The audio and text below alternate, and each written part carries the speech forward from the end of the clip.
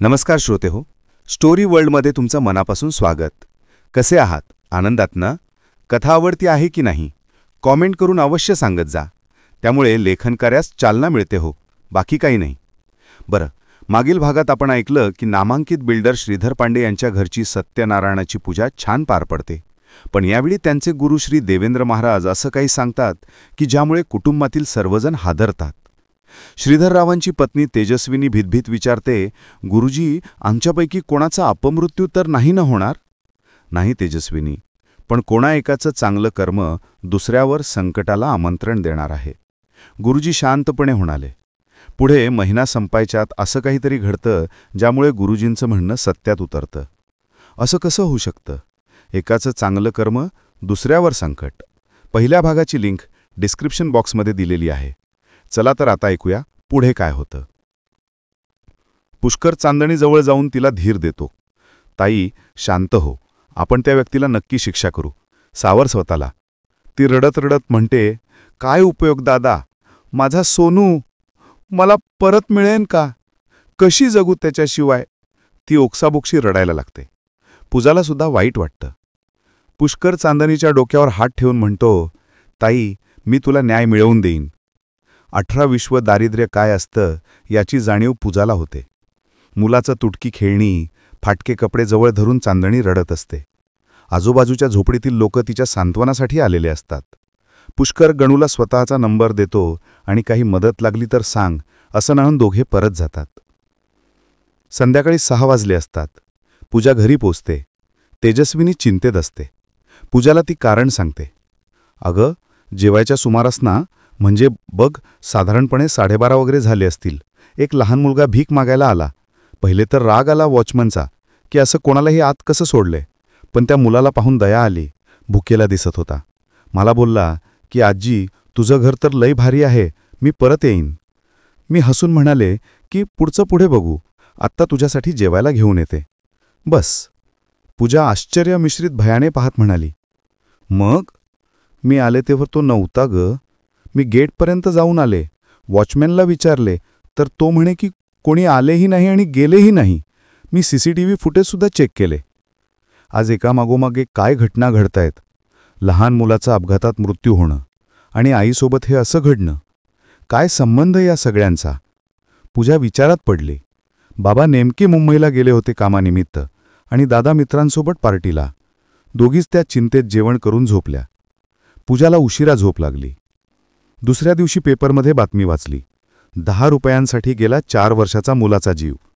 4 स्क्वेअरच्या सिग्नलवर एक कॅबमध्ये बसलेल्या मुलीने 10 रुपयांचे नाणं सदर मयत मुलाच्या हाती ठेवणार तोच सिग्नल सुटला आणि ते नाणं खाली पडून घरंगळत पुढे गेले. तो मुलगा सिग्नल पडायची वाट पाहत होता.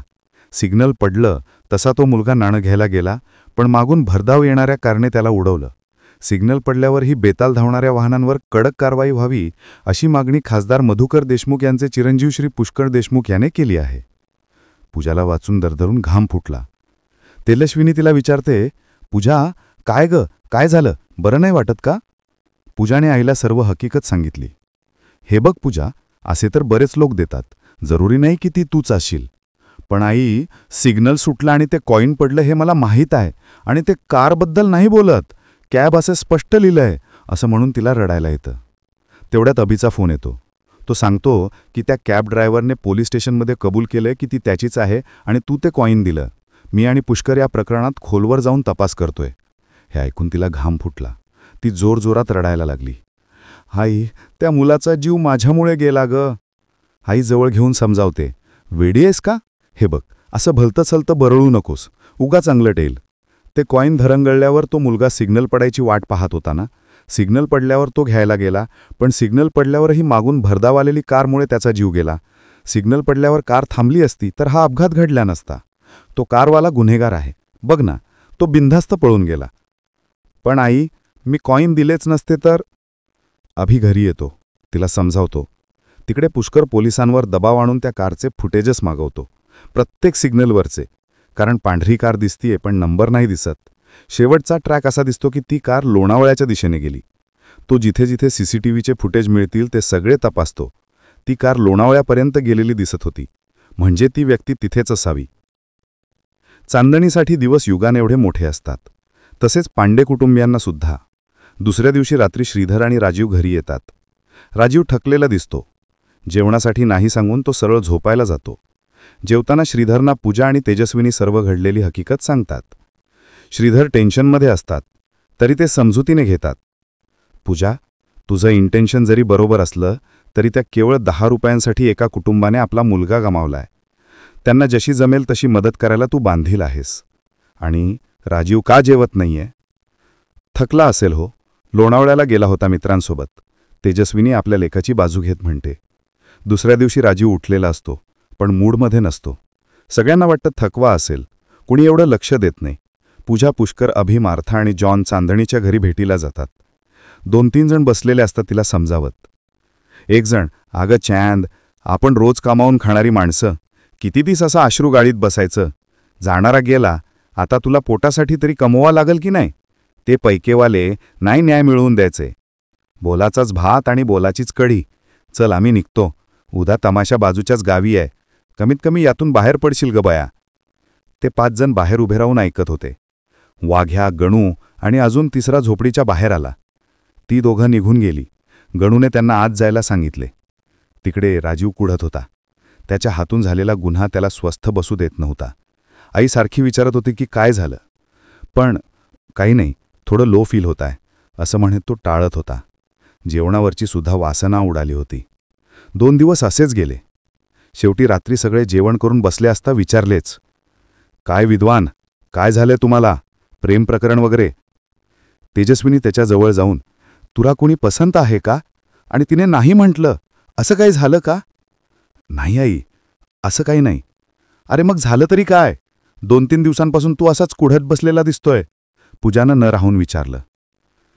ए बाबा, कोणाशी वाजलं तर नाही ना? त्याने नकारार्थी मान हलवली. हे बघ राजीव, आजपर्यंत तुला आम्ही असं पाहिलं नाही. चिंता वाटते रे. बोलण्याने प्रश्न सुटतात. आता काहीच सुटणार नाही बाबा, संपलं सगळं. राजीवचे डोळ्यातून घळघळ अश्रू व्हायला लागले. तर श्रोते हो, तुम्हाला ही कथा कशी वाटली नक्की सांगा. तुमच्या प्रतिक्रियेची अपेक्षा असते. नुसता ऐकून सोडून देऊ नका. आवडले तर लाईक अवश्य करा. चॅनलवर नवीन आले असाल किंवा चॅनलला अजूनपर्यंत सबस्क्राईब केलं नसेल तर अवश्य सबस्क्राईब करा.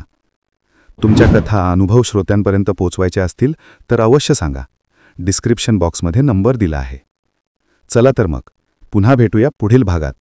तोपर्यंत गुड बाय. जय हिंद, जय महाराष्ट्र.